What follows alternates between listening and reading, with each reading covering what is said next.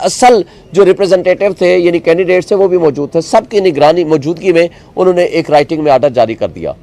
پھر کیا ہوتا ہے کہ ہمارے جانے کے بعد شام میں کوئی طارق فضل کے ساتھ مل کے کوئی ریکارڈ ٹیمپرنگ کر رہے ہیں، مجھے پتا چلا تو میں نے فوراً درخواست دی ادھر، انہوں نے نوٹس کیا مگر ریٹرننگ افسر کو کوئی فرق نہیں پڑا،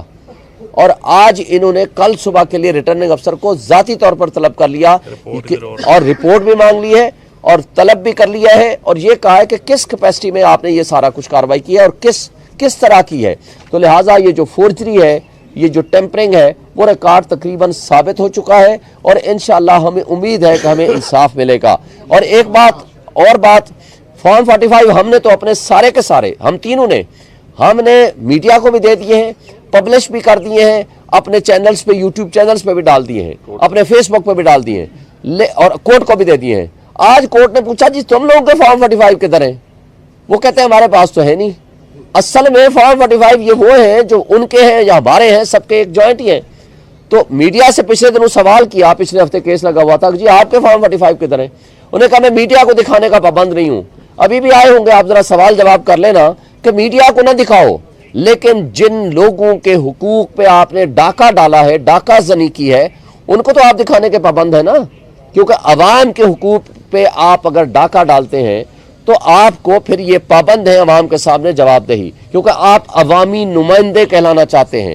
اگر عوام نے آپ کو ریجیکٹ کر دیا ہے تو پھر آپ تسلیم کرو۔ میں پہلا بندہ ہوں گا، ہم پہلے اشخاص ہوں گے کہ اگر ان کو عوام نے منتخب کیا ہوتا ہم پھول لیتے، ان کو جا کر مبارکباد دیتے۔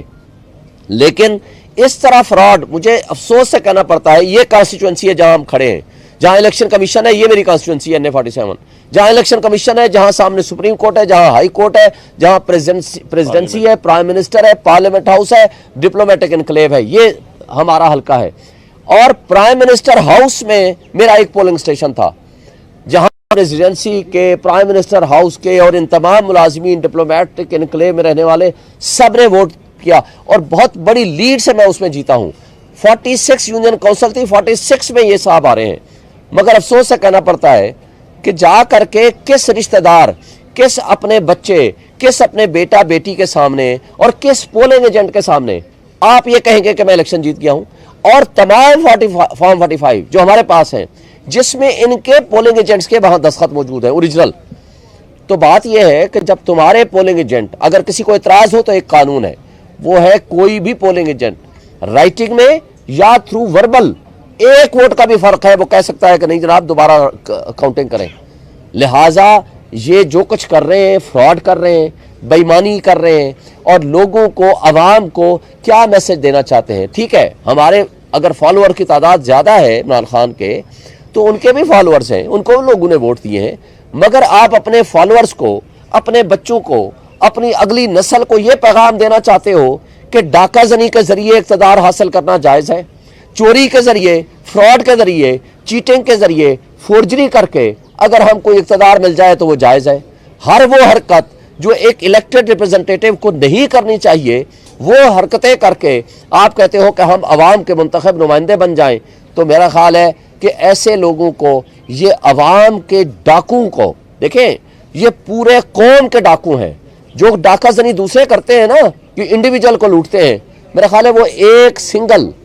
ایک کسی شخص کو لوٹتے ہیں یا ایک افراد کے ایک گروپ کو لوٹتے ہیں، یہ پوری قوم کو لوٹ رہے ہیں۔ قوم کے ڈاکوں کو کبھی معاف نہیں کر سکتے۔ اللہ تعالیٰ بھی دیکھیں انفرادی گناہ معاف کرتا ہے، اجتماعی گناہ، قوموں کے اجتماعی گناہوں کو اللہ تعالیٰ بھی معاف نہیں کرتا۔ آپ قرآن مجید پڑھ کے دیکھ لیں، جو کچھ لکھا گیا ہے، جب قومیں اجتماعی گناہ کرتے تھے